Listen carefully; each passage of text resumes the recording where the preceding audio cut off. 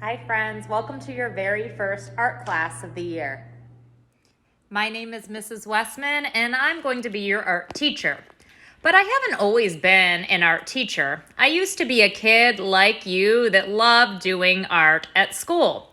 And I'm not just an art teacher now, I am also part of a family. I'm married to Mr. Westman and I have a son named Oliver. Oliver went to Frederick Douglass Elementary just like you. We also have pets. This is our dog, Jacques. Jacques is a very, very snuggly poodle. His favorite thing to do is curl up next to you. We have a little dog named Lulu. Lulu is very funny. You can see here, she doesn't think she's a little dog at all. She's taking Jacques for a walk. We also have two cats, Hemingway and Georgia. Georgia likes to find her way into different places, boxes, suitcases, even pianos. She's a very, very silly cat. Now that you know about me, let's learn a little bit about how things work in the art room. When you arrive at art class, you should start by lining up outside the door. Once you're invited in, you should walk, staying in your line, into the classroom. Then we'll meet on the rug. The first person in line will ring the doorbell and then wait to be invited in. We start all of our art lessons on the rug. Each person generally gets one circle of personal space. In your spot, we usually start by saying our mantra. A mantra is something that's important and meaningful to us. And our art room mantra goes like this: my mantra. Then you say, my mantra. I am positive. Then you say, I am positive. I am creative. Then you say, I am creative. I am mindful. Then you say, I am mindful. I am amazing. Then you say, I am amazing. And finally, the last part of our mantra is, I am an artist. And then you get to say, I am an artist. So every art class will start with that, and it helps get us started for our learning. We might do a breathing activity or a little bit of stretching before we learn about our art project for the day. This time is our learning time in the lesson. We sit on the rug and we talk about art and we talk about different materials. This usually takes about 5 or 10 minutes, and then you get to go create. During creation time, we use all types of materials, found objects, yarn, paint, clay. So get excited. It's gonna be fun. We'll spend the first 5 minutes of creation time working quietly. I call that the first 5 mindful minutes, and it helps center yourself and get your ideas on paper. After the first 5 minutes, you may talk quietly at your table. When it's your turn to create, you'll come to your table. We'll each get a spot.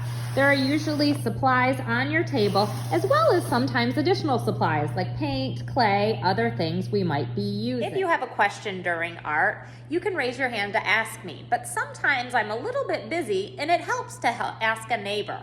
So I like to do ask 3 before me. This means before you come to me, you ask 3 friends. So if I miss something, for example, where do I get my paper? I would ask a friend, where do I get my paper? And if they said, I don't know, I would go to another friend and say, where do I get my paper? And then they might say, I don't know.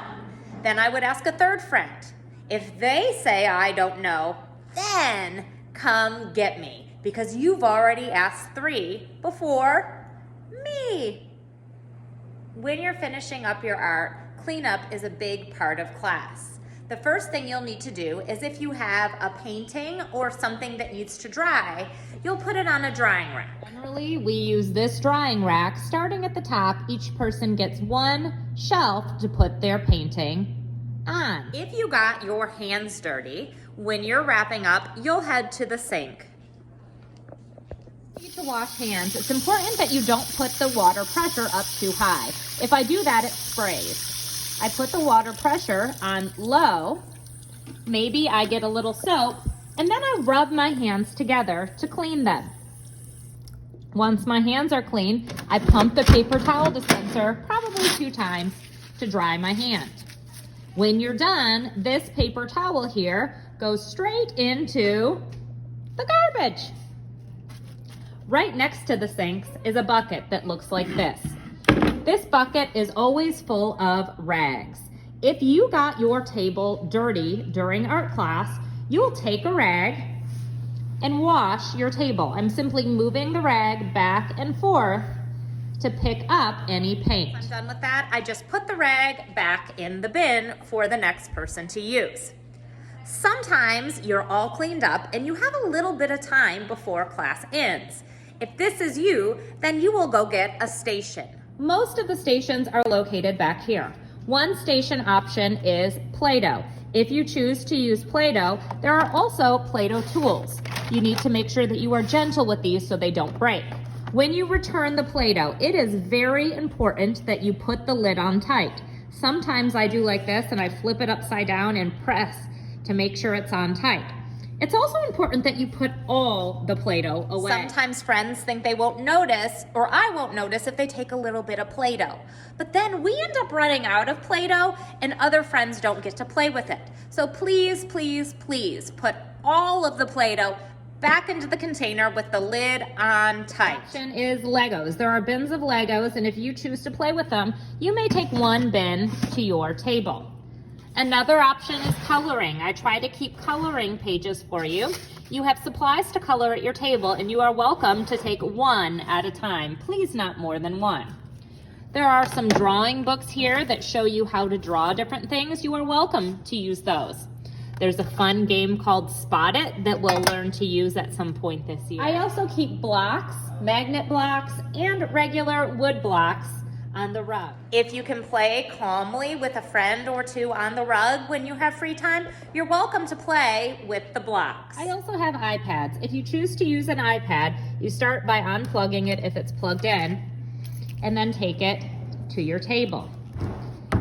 In the iPad, you are only to play the art games, so they should be on the home screen.